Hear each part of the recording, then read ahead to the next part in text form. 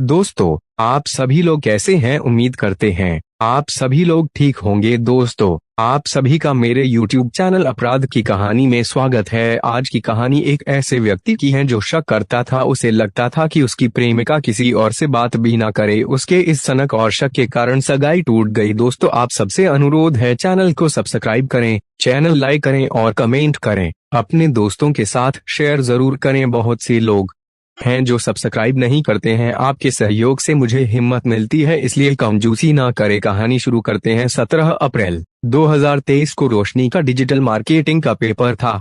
वह जालौन जिले के आठ कस्बा स्थित रामलखन पटेल डिग्री कॉलेज में बीए द्वितीय वर्ष की छात्रा थी। इसी कॉलेज में उसकी बड़ी बहन शीलम भी पढ़ती थी। वह बीए फाइनल में थी। उसका हिंदी साहित्य का पेपर था। सुबह 8 बजे उन दोनों को उनका भाई श्रीचंद्र अपनी बाइक से कॉलेज गेट पर छोड़कर चला गया था। लगभग 10:30 बजे रोशनी और शीलम परीक्षा देकर कॉलेज से निकली। हाथों में प्रवेश पत्र था। में दोनों बहनें अपने घर की तरफ चल दी। चलते चलते दोनों आपस में बातचीत भी करती जा रही थी। जैसे ही वे कोटरा तिराहे की ओर बढ़ी, तभी रोशनी एकाएक ठिठक कर रुक गई। किसी अनचाहे शख्स के अंदेशे में उसने पलट कर देखा। पीछे एक बजाज पल्सर बाइक सवार को देखकर उसकी आंखों में खौफ की छाया तैर गई, क्योंकि वह बाइक पर पीछे की सीट पर बैठे युवक को जानती थी। रोशनी ने तुरंत अपनी बड़ी बहन शीलम का हाथ जोर से पकड़ा और घसीटते हुए कहा, जरा तेज कदम बढ़ाओ। शीलम ने रोशनी को खौफजदा पाया तो फौरन पलटकर पीछे देखा। वह भी पूरा मामला समझ गई। इसके बाद दोनों बहनें फुर्ती से तेज तेज चलने लगीं। चेहरे पर हल्की दाढ़ी और सख्त चेहरे वाला युवक राज उर्फ आतिश था, जो रोशनी का मंगेतर था, पर किसी वजह से उससे सगाई टूट गई थी। राज व उसके साथी को देखकर दोनों बहनों की चाल में लड़खड़ाहट आ गई थी। आशंका को भांपकर रोशनी ने मोबाइल निकालकर किसी का नंबर मिलाया। वह मोबाइल पर बात कर पाती उसके पहले ही राज बाइक से उतरकर उसके पास पहुंच गया। उसने मोबाइल वाला हाथ झटकते हुए रोशनी का गला दबोच लिया। गले पर कसते सख्त हाथों की गिरफ्त से छूटने के लिए रोशनी ने जैसे ही हाथ चलाने की कोशिश की, राज ने कमर में खूंसा तमंचा निकाला और रोशनी के सिर पर सटाकर फायर कर दिया। गोली लगते ही रोशनी चीखी और सड़क पर बिछ गई। उसके सिर से खून की धार बह निकली। कुछ देर छटपटाने के बाद रोशनी ने मौके पर ही दम तोड़ दिया। बदहवास शीलम ने चिल्लाने की कोशिश की, लेकिन उसके गले से आवाज निकलने के बजाय वह जड़ होकर रह गई। इसी बीच कुछ लोगों को आते देखकर राज डर गया। हड़बड़ाहट में वह भागा तो उसका तमंचा हाथ से छूट गया। वह बिना तमंचा उठाए ही अपने साथी के साथ बाइक पर सवार होकर फरार हो गया। हत्यारे फरार हो गए। तब शीलम जोर जोर से चीखने लगी। उसने कई लोगों से मदद मांगी, लेकिन सभी ने मुंह फेर लिया। उसके बाद उसने हिम्मत जुटाकर मोबाइल फोन से अपने घर वालों को जानकारी दी।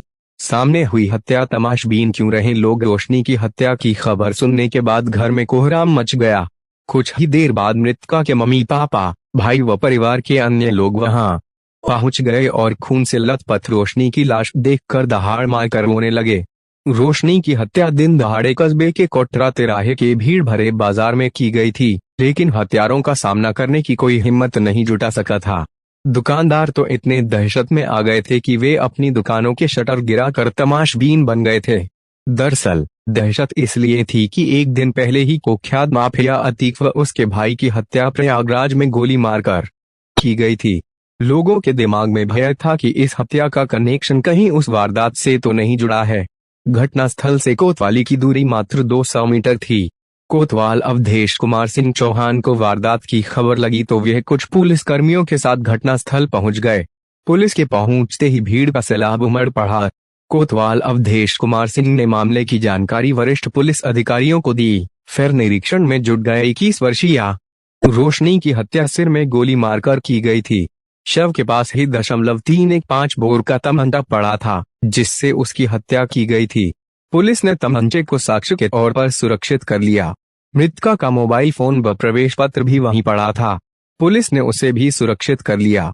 अभी यह सब कार्रवाई चल ही रही थी कि एसपी डॉक्टर ईरज राजा, एएसपी असीम चौधरी तथा सीओ कुछ शैलेंद्र वाजपेयी भी घटनास्थल पर आ गए। पुलिस अधिकारियों ने फोरेंसिक टीम को भी मौके पर बुला लिया।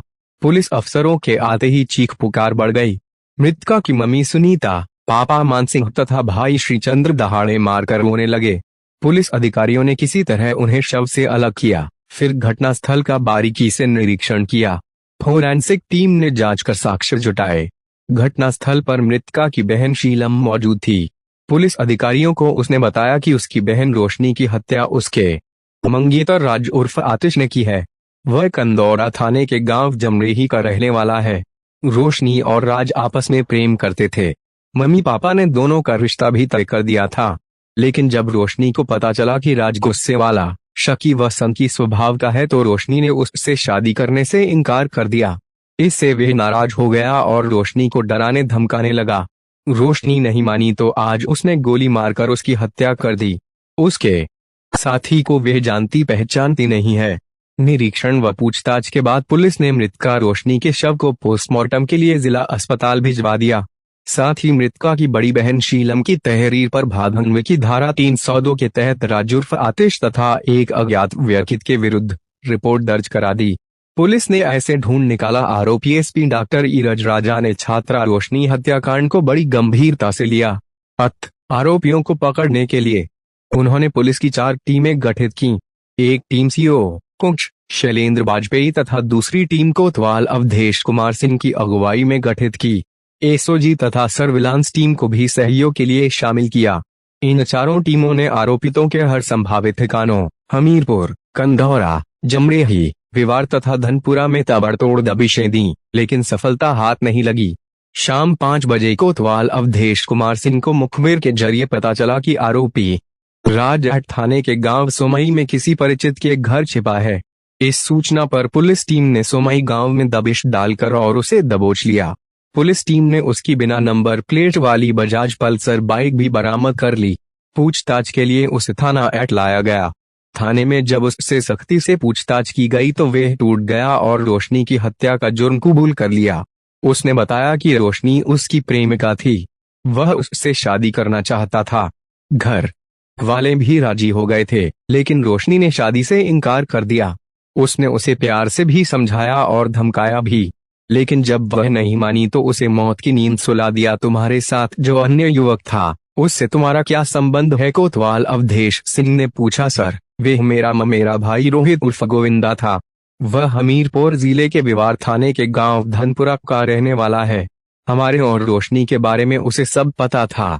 हमने जब उसे प्रेमिका की बेवफाई और उसे सबक सिखाने की बात कही तो वह साथ देने को राजी हो गया। तुम्हारी बाइक की नंबर प्लेट नहीं है, क्या वह चोरी की है? श्री सिंह ने पूछा। नहीं सर, बाइक चोरी की नहीं है।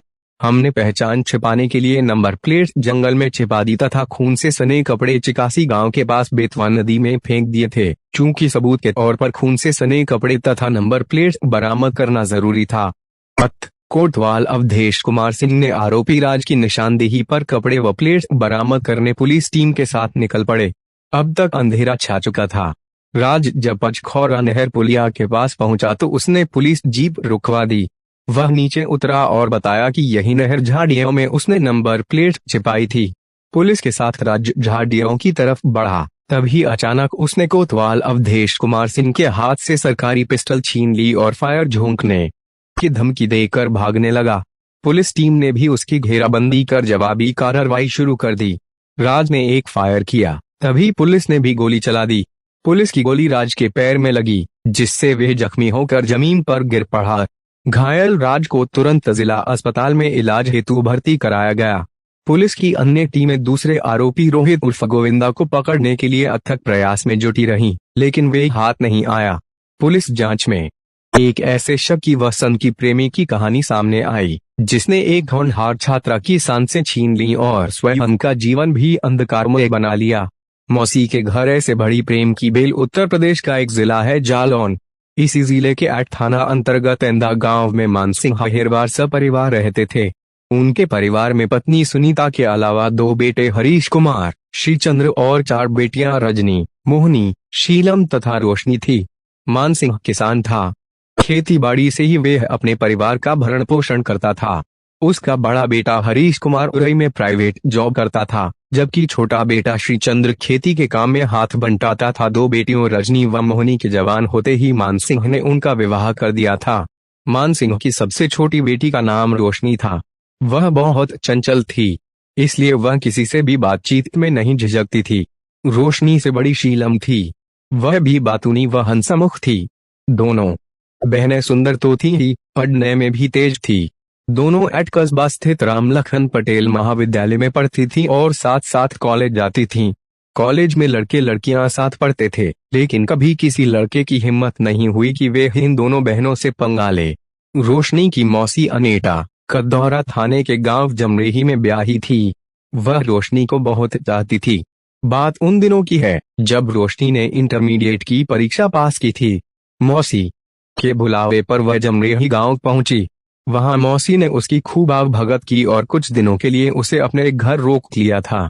मौसी के घर पर ही एक रोज रोशनी की मुलाकात राज उर्फ आतिश से हुई। पहली ही मुलाकात में दोनों एक दूसरे से प्रभावित हुए। राज उर्फ आतिश रोशनी की मौसी अनीता का पड़ोसी था और उसकी जाति बिरादरी का था।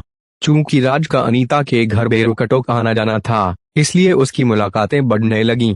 उन मुलाकातों ने दोनों के दिलों में प्रेम के बीज बो दिए। धीरे धीरे दोनों के बीच बातचीत भी होने लगी। खूबसूरत रोशनी जहां राज के दिल में समा गई थी, वहीं स्मार्ट राज से बातचीत करना रोशनी को भी अच्छा लगने लगा था। एक रोज राज अनीता के घर गया तो वे घर में नहीं दिखी। इस पर राज ने पूछा, रोशनी आंटी नहीं दिख रही, क्या वे कहीं गई हैं? हाँ, मौसी खेत पर गई हैं। घंटे घंटे बाद ही आएंगी, रोशनी ने जवाब दिया। रोशनी की बात सुनकर राज मन ही मन खुश हुआ। उसे लगा कि आज उसे अपने दिल की बात कहने का अच्छा मौका मिला है। वह बोला, रोशनी आओ, मेरे पास बैठो, मैं तुमसे कुछ कहना चाहता हूँ। लेकिन क्या? रोशनी ने आंखें नचाकर पूछा। यही कि डर लगता है कि कहीं तुम मेरी बात का बुरा न मान जाओ। तुम मुझे गाली तो दोगे नहीं? फिर भला मैं बुरा क्यों मान जाऊंगी? रोशनी, तुम मेरे जीवन को भी रोशनी से भर दो। कहते हुए राज ने रोशनी का हाथ अपने हाथ में ले लिया। फिर बोला, रोशनी मैं तुमसे बहुत प्यार करता हूँ। तुम्हारे बिना अब मुझे कुछ भी अच्छा नहीं लगता है। मैं तुम्हें अपने घर की रोशनी बनाना चाहता हूँ। रोशनी कुछ क्षण मौन रही, फिर बोली, राज मुझे तुम्हारा प्यार तो कबूल है, लेकिन शादी का वादा नहीं कर सकती, क्योंकि एक तो मैं अभी पढ़ रही हूँ, दूसरे शादी विवाह की बात घर वाले ही तय करेंगे। मैं ऐसा कोई वादा नहीं करना चाहती जिसके टूटने से तुम्हारे दिल को ठेस लगे। इसके बाद रोशनी और राज का प्यार परवान चढ़ने लगा। दोनों ने एक दूसरे का मोबाइल नंबर ले लिया था। उनकी बात देर सवेर फोन पर भी होने लगी थी। ज्यादा देर बात करने को मौसी टोकती तो वह कॉलेज की सहेली से बात करने का बहाना बना देती। कभी कभी माँ या बड़ी बहन से बात करने की बात कहती। अनीता उसकी बातों पर सहज ही विश्वास कर लेती। लेकिन अनीता के विश्वास को ठेस तब लगी जब उसने एक शाम धुंधलके में राज और रोशनी को आपस में छेड़छाड़ करते देख लिया। दूसरे रोज अनीता ने रोशनी को प्यार से समझाया, बेटी, लड़की की इज्जत सफेद चादर की तरह होती है, भूल से भी उस पर दाग लग जाए तो वह दाग जीवन भर नहीं जाता। रोशनी समझ गई कि मौसी को उस पर शक हो गया है। उसने अपनी सफाई में बहुत कुछ कहा, लेकिन अनीता ने यकीन नहीं किया। उसने राज को भी फटकार लगाई। इसी के साथ वह दोनों पर निगरानी रखने लगी, लेकिन फिर भी दोनों फोन पर बतिया लेते थे और दिल की लगी बुझा लेते थे। अनीता नहीं चाहती थी कि उसके घर पर रहते रोशनी कोई गलत कदम उठाए और वह बदनाम हो जाए। उसने रोशनी को उसके घर अंडा भेज दिया। रोशनी प्रेम रोग लेकर घर वापस आई थी। उसका मन न तो पढ़ाई में लगता था और न ही घर के दूसरे काम में। वह खोई खोई सी रहने लगी थी। बड़ी बहन शीलम ने उससे कई बार पूछा कि वह खोई खोई सी क्यों रहती है, लेकिन रोशनी ने उसे कुछ नहीं बताया। वह बुद्धि बनी रही। बड़ी बहन को ऐसे पता लगा रोशनी के अफेयर का। एक रोज रोशनी बाथरूम में थी, तभी उसके फोन पर कॉल आई।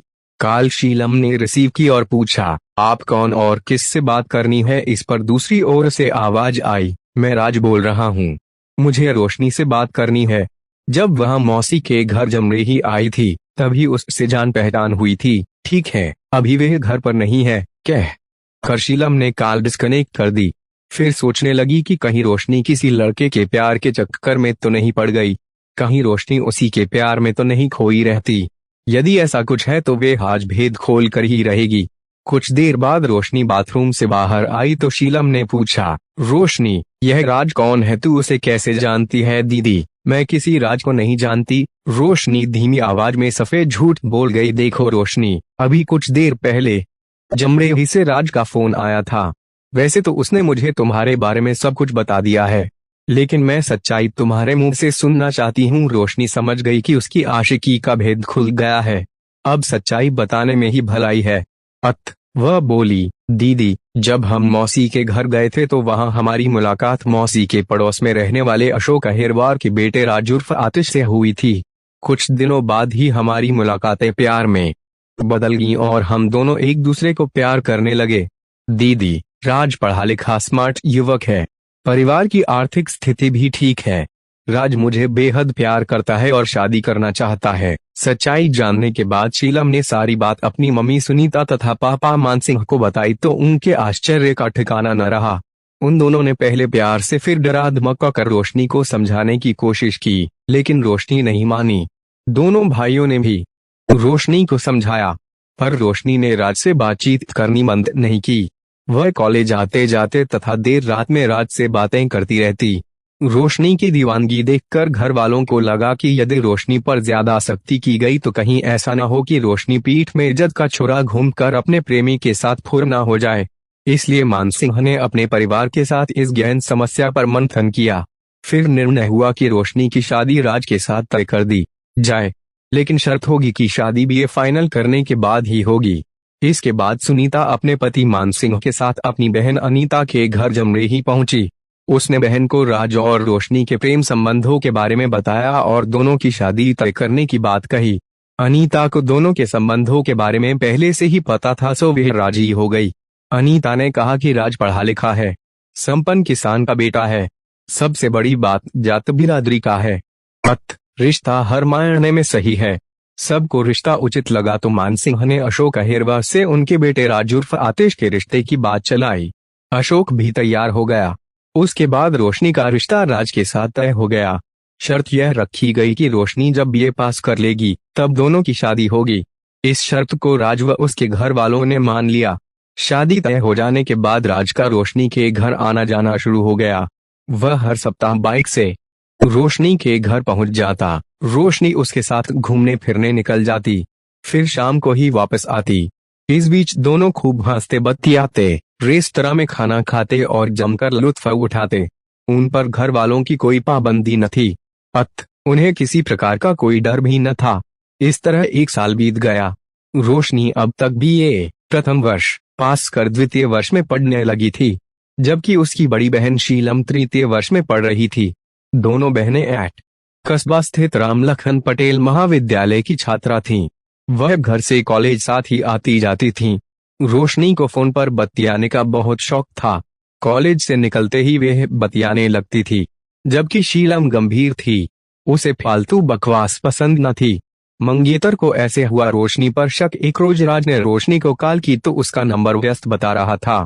कई बार कोशिश करने पर भी जब रोशनी से बात नहीं हो पाई तो राज के मन में शक बैठ गया कि रोशनी उसके अलावा किसी और से भी प्यार करती है, जिससे वे घंटों बतियाती है। इसलिए उसका फोन व्यस्त रहता है। उस रोज वह बेहद परेशान रहा और कई तरह के विचार उसके मन में आते रहे। राज के मन में शक समाया तो वह दूसरे रोज सुबह 11 बजे कॉलेज गेट पहुंच गया। रोशनी कॉलेज से निकली तो वह उसका पीछा करने लगा। उस रोज रोशनी कॉलेज अकेले ही आई थी। कुछ दूर पहुंचने पर रोशनी फोन पर किसी से हंस हंस कर बातें करने लगी। राज का शक यकीन में बदल गया कि रोशनी का कोई और भी यार है। गुस्से से भरा राज रोशनी के पास जा पहुंचा और मोबाइल छीनकर बोला, तुम हंस हंस कर किससे बात कर रही थी? क्या मेरे अलावा कोई और भी दिलवर है? राज को सामने देखकर रोशनी घबरा गई और बोली, मैं अपनी सहेली से बात कर रही थी। वह आज कॉलेज आई नहीं थी। लेकिन तुम यह बहकी बहकी बातें क्यों कर रहे हो? क्योंकि मुझे सच्चाई पता है। तुम सहेली से नहीं, अपने यार से बात कर रही थी। लगता है तुम शकी और सनकी इंसान हो। मुझ पर यकीन नहीं तो मिलने क्यों आते हो? लगता है तुम्हारा प्यार छलावा है। तुम तो प्यार के काबिल ही नहीं हो। उन दोनों के बीच उस दिन जमकर बहस हुई। इस बहस से रोशनी का दिल टूट गया। राज के प्रति उसकी जो मोहब्बत थी वह घायल हो गई। वह सोचने को मजबूर हो गई कि ऐसे शकी इंसान के साथ वह जीवन कैसे गुजार सकेगी। रोशनी इस बात को लेकर परेशान रहने लगी, जबकि बड़ी बहन शीलम उसे समझाती कि वह चिंता न करे, सब ठीक हो जाएगा। कहते हैं कि शक की विषबेल बहुत जल्दी पनपती है। राज के साथ भी ऐसा ही हुआ। उसका शक दिन ब दिन बढ़ता ही गया। वह जब भी रोशनी को किसी से फोन पर बात करते देख लेता तो वह बात करने से रोकता, साथ ही उसे डांटता व अपशब्द भी कहता। रोशनी को यह नागवार गुजरता था। फिर भी उसने कई बार राज को समझाया भी कि वह अपनी दोस्त सहेलियों से ही बात करती है, लेकिन राज रोशनी की कोई बात सुनने को तैयार न था। कई बार समझाने पर भी जब राज के व्यवहार में कोई बदलाव नहीं आया तो रोशनी उससे दूरी बनाने लगी। उसने उससे मिलना भी कम कर दिया। राज के दुर्व्यवहार से अब रोशनी चिंतित रहने लगी थी।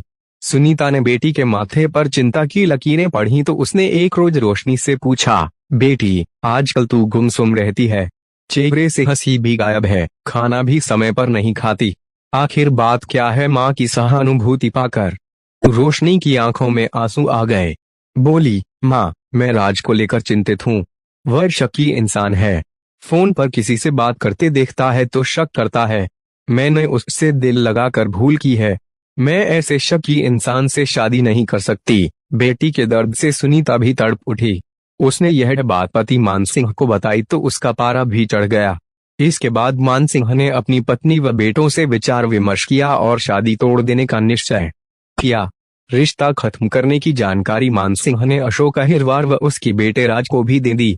राज क्यों नहीं चाहता था रोशनी से रिश्ता तोड़ना। रिश्ता टूटने से राज उर्फ आतिश बौखला गया।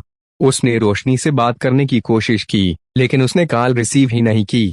दूसरे रोज राज रोशनी के कॉलेज पहुंच गया।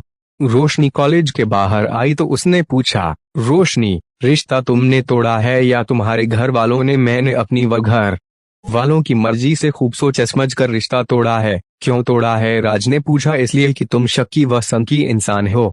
तुम जैसे इंसान के साथ मैं जीवन नहीं बिता सकती। सोच लो, कहीं तुम्हारा यह फैसला भारी न पड़ जाए। राज ने धमकी दी। मैंने अच्छी तरह सोच समझ कर ही फैसला लिया है। तुम्हारी धमकी से मैं डरने वाली नहीं हूँ। और हाँ, आज के बाद मुझसे मिलने कॉलेज में मत आना। लेकिन रोशनी की बात पर राज ने गौर नहीं किया। वह अक्सर कॉलेज आ जाता और रोशनी को धमकाता कि वह उससे शादी करें। यही नहीं, राज रोशनी के मम्मी पापा व भाइयों को भी फोन पर धमकाने लगा था कि रिश्ता तोड़कर तुम लोगों ने अच्छा नहीं किया। अब भी समय है, रिश्ता जोड़ लो, वरना परिणाम अच्छा नहीं होगा। अप्रैल 2023 के दूसरे सप्ताह से रोशनी और शीलम की वार्षिक परीक्षा शुरू हो गई थी। दोनों बहनें साथ साथ परीक्षा देने आती जाती थीं। 14 अप्रैल 2023 को रोशनी व शीलम पेपर देकर निकली तो कॉलेज गेट से कुछ दूरी पर राज ने रोशनी को रोक लिया और बोला, रोशनी मैं तुमसे आखिरी बार पूछ रहा हूँ कि मुझसे रिश्ता जोड़ोगी या नहीं? रोशनी गुस्से से बोली, मैं तुमसे एक बार नहीं 100 बार कह चुकी हूँ कि तुम जैसे शकी और सनकी इंसान से मैं शादी हरगिज नहीं करूंगी। यह तुम्हारा आखिरी फैसला है? राज ने आंखें तरेर कर पूछा। हाँ, यह मेरा आखिरी फैसला है। रोशनी ने भी आंखें तरेर कर ही जवाब दिया। तो तुम मेरा फैसला भी सुन लो। यदि तुम मेरी दुल्हन नहीं बनोगी तो मैं तुम्हें किसी और की दुल्हन भी नहीं बनने दूंगा। धमकी देकर राज चला गया। राज उर्फ आतिश का मेरा भाई था रोहित उर्फ गोविंदा। वह हमीरपुर जनपद के विवार थाने के गांव धनपुरा का रहने वाला था। राज की रोहित से खूब पटती थी। रोहित को रोशनी और राज के रिश्तों की बात पता थी। प्यार में जख्मी राज रोहित के पास पहुंचा और उसे बताया कि रोशनी ने शादी से इनकार कर दिया है। वह उसको बेवफाई का सबक सिखाना चाहता है, उसकी मदद चाहिए। रोहित मदद को राजी हो गया। इसके बाद दोनों ने मिलकर तमंचा व कारतूस का इंतजाम किया और हटा गए। 17 अप्रैल 2023 को शीलम और रोशनी अपना अपना पेपर देकर कॉलेज से निकली तो बाइक से राज व रोहित ने उनका पीछा करना शुरू किया। शीलम व रोशनी जैसे ही कोटरा तिराहा पहुंची तभी राज व रोहित ने उन्हें घेर लिया। फिर बिना कुछ कहे राज ने रोशनी के सिर में तमंचा सटाकर फायर कर दिया। रोशनी ने मौके पर ही दम तोड़ दिया। पूछताछ करने के बाद 19 अप्रैल 2023 को पुलिस ने हत्यारोपी राज उर्फ आतिश को उरई कोर्ट में पेश किया, जहां से उसे जिला जेल भेज दिया गया। दूसरा आरोपी रोहित उर्फ गोविंदा फरार था। दोस्तों, आपको कहानी कैसी लगी कमेंट करके जरूर बताएं और एक बार फिर आपसे अनुरोध है, चैनल को सब्सक्राइब करें और लाइक करें, शेयर करें। कल फिर आपसे मुलाकात होगी एक और नई कहानी के साथ। तब तक